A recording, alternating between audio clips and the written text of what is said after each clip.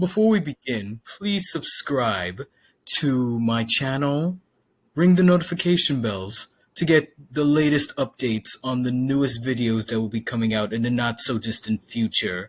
Like, comment, subscribe, and with that out of the way, please enjoy Juneteenth TRUE horror stories. 1. They Came at Night. The Opelousas Massacre, 1868. Narrated by Elijah Dupree, freedman and farmer. They say the war ended in 65, that Lincoln's proclamation freed us, but where I lived in Opelousas, Louisiana, freedom was a thing you whispered about when the doors were shut and the children were asleep. I was 26 that summer of 68, working my own land for the first time, reading at night by candlelight and organizing with the Republican League. We wanted schools. We wanted our votes to count. We wanted what was ours. But one thing was dangerous. I remember when they beat Mr. Antoine. He was a school teacher, proud and educated, wrote a piece in the local newspaper calling for equal rights, talking about liberty and dignity. That's what they used as a reason to come after us. Said we were trying to overthrow white society. Said we needed to be taught a lesson. They came at night. It started with torches flickering down the lane, dogs barking in the distance, then the crashing of doors, screams, shots. I saw Thomas, my neighbor, dragged from his home and shot in front of his daughters. I ran with my brother Silas toward the cane fields. The smell of blood and fire was thick in the air. We stayed hidden in the swamp for days. I drank from muddy puddles, gnawed on roots, watched the buzzards circle over our town. When I returned, the streets were quiet, too quiet. Bodies lined the ditch, stacked like timber. Some had ropes around their necks, others were bloated, unrecognizable. I never found Silas. I still hear his last words. Run, Ellie. Don't stop. They say over 200 were killed. The papers called it a riot, said we provoked it, but I know the truth. It was a massacre, a purge. They wanted to remind us that freedom wasn't free, that our lives could still be taken without a second thought. And I live with that. Every June, I light a candle for Silas, for Thomas, for the school teacher whose words were too brave. And I remember what it cost to be free. 2. The Pit. The Devil's Punchbowl, 1865, narrated by Abigail Harris, formerly enslaved widow. They called it a refugee camp, but it was a grave. I had 3 children when I left the plantation in Mississippi. My husband had died before the Union troops came, shot by the overseer for looking too long at a white man's horse. So I left with my babies on foot, walking north to Natchez, hoping to find safety. It was just after Juneteenth. Word had spread that we were free. But free to do what? To starve, to sleep in the dirt. When we reached the bluff, soldiers pointed us toward a pit in the ground, a natural basin surrounded by high cliffs and thick trees. They said it was temporary, said we'd be fed, sheltered, protected. They lied. There were thousands of us. No tents, no clean water, no medicine. The sun beat down during the day. The mosquitoes fed on us at night. Cholera spread like fire. Babies died first, then the old ones, then the strong. I watched my middle boy, Jesse, waste away. One day he was playing in the mud. The next he was coughing blood. I buried him with my own hands. Couldn't dig deep enough. The ground was hard and I was weak. My baby girl Ruth died 2 days later. Fever took her. I held her until she turned cold. When the soldier came to take her body, I screamed and clung to her. They pried her from my arms and tossed her onto a cart like garbage. I don't know where my oldest went. Some said children were taken to work camps. Others whispered darker things. One night he left to find food and never came back. I searched every corner of that pit, screaming his name. Nothing. When they finally let us leave, I had nothing. Just 2 arms, 2 feet, and a hole where my heart used to be. Now they say fruit trees grow there, that the peaches are sweet and the figs are heavy. I don't eat them. I know what fed those roots. 3. They burned the schoolhouse at night. You won't find it in the official records. Not properly.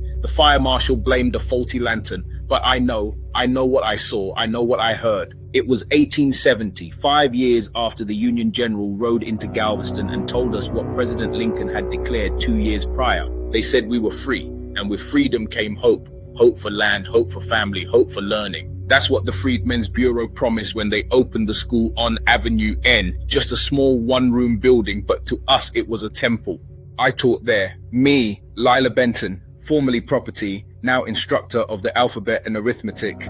My students were children of field hands, dock workers, washerwomen. Some walked 6 miles each way just to learn how to spell their names. I knew it was dangerous. Every morning, we found something new. Chalk scraped into crosses on the front steps, dead cats nailed to the door, slurs carved into the wood. But we kept going. We had to. Then came that July night. It was a humid Sunday. I'd stayed late grading lessons by lantern light. I remember humming an old spiritual when I heard the creak outside. Thought it was the wind until I smelled the smoke. Thick, oily. I ran to the door, but it was chained from the outside. Windows too. I screamed, pounded, kicked. I could see them. 3 men, hoods covering their faces, pouring more kerosene on the steps. One of them looked straight at me, eyes like polished bone. He struck a match. Then everything was orange. I barely escaped, smashed the back window with a chair leg and dragged myself through. My arms still bear the scars, burned fabric fused to skin. I ran until I couldn't feel my feet, until the screams in my head were drowned out by the surf. 3 children were still inside. Thomas, Annie, Ruthie. They'd snuck in earlier that evening to leave drawings on my desk.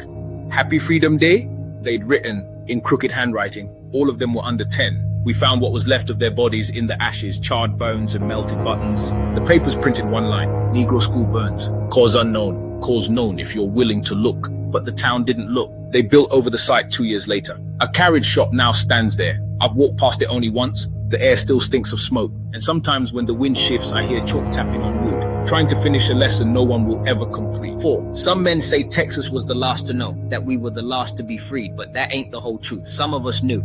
Word travels faster than chains can hold it. I was in Milliken, Texas when it happened, June of 1868. They say it was 3 years since Lincoln freed us, but in Milliken, the noose still hung heavy and the whip cracked like thunder in a dry sky. I was a preacher by then, walked with the word, held sermons under trees because no church would have us. My flock were freedmen and sharecroppers, people scraping by on the promise of freedom that never quite came. The trouble started when we tried to vote. We lined up peaceful that day, under the hot sun, our names shaking in our mouths. I saw mothers holding babies, old men leaning on canes, young boys with fire in their eyes. The white folks said we had no business at the polls, that we weren't ready, that we were being misled by northern agitators. That night, someone shot Horace Williams, right in front of his house. He was only 19. His mother screamed until her voice gave out. We knew then they weren't going to let us be free without a price. They came like a flood. Dozens of them, armed with pistols, shotguns, torches.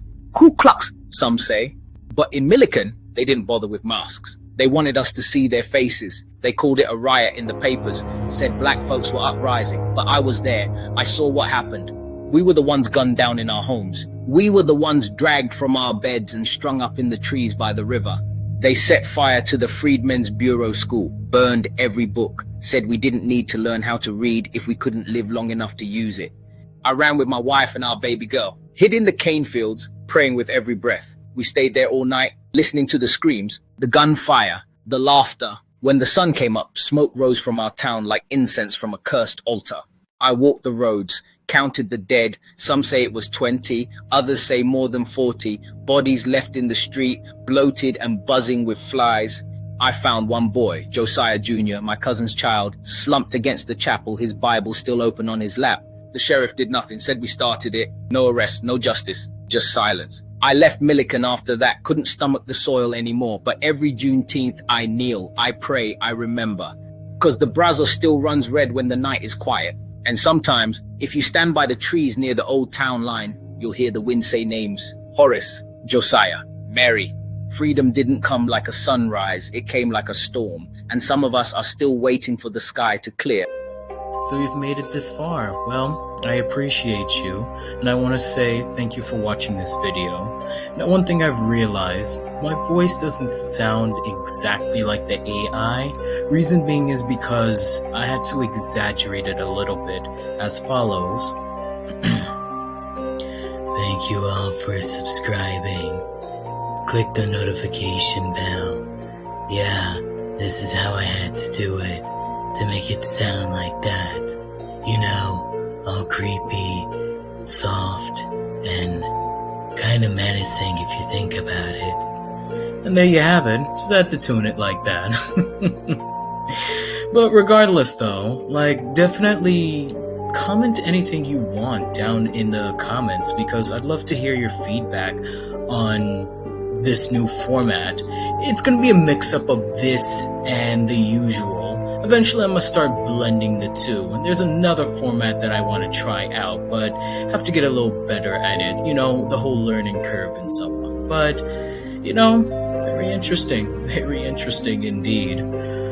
I will say up next should be the 400 subscriber special. I'm pretty sure because I'm certain that there's not another holiday for a little while. I could be wrong with that, but either which way, once again, thank you for sticking by this long, and you folks have a wonderful day, and always remember, we're always watching.